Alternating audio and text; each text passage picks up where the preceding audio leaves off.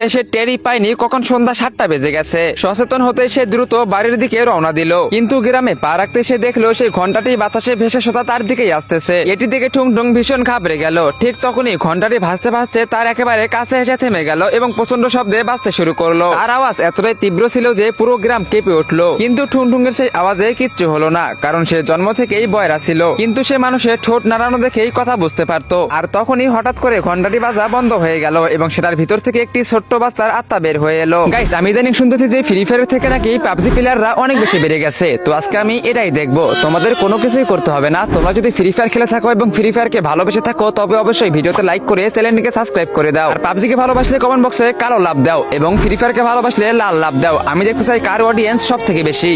সেই আত্মাটির চেহারা ছিল একদম ফ্যাকাশে আর সাদা এবং চোখ দুটো জল করতেছিল। ঠুংঠুং ভয় পাওয়ার বদলে খুব মায়া নিয়ে জিজ্ঞেস করলো, তুমি তো একটি নিষ্পাপ শিশু, তাহলে প্রতি সন্ধ্যায় এই ঘন্টার মাধ্যমে মানুষকে কেন মৃত্যু বিলিয়ে বেড়াও? এই কথা শুনতেই আত্মার চোখ দিয়ে পানি পড়তে শুরু করলো এবং সে বলল, আমার নাম ছুটকি, আমি এই গ্রামেই থাকতাম। এক সন্ধ্যায় আমি দেখি আমার বাবা আমার মাকে কুঠার দিয়ে কেটে ফেলেছে, কারণ সে আমার মাকে নয় বরং অন্য একটি মহিলাকে ভালোবাসতো। এটা দেখে আমি ভয়ে জমে গিয়েছিলাম, কিন্তু আমার বাবা আমাকে দেখে ফেলে এবং আমাকেও গ্রামের বাইরে সে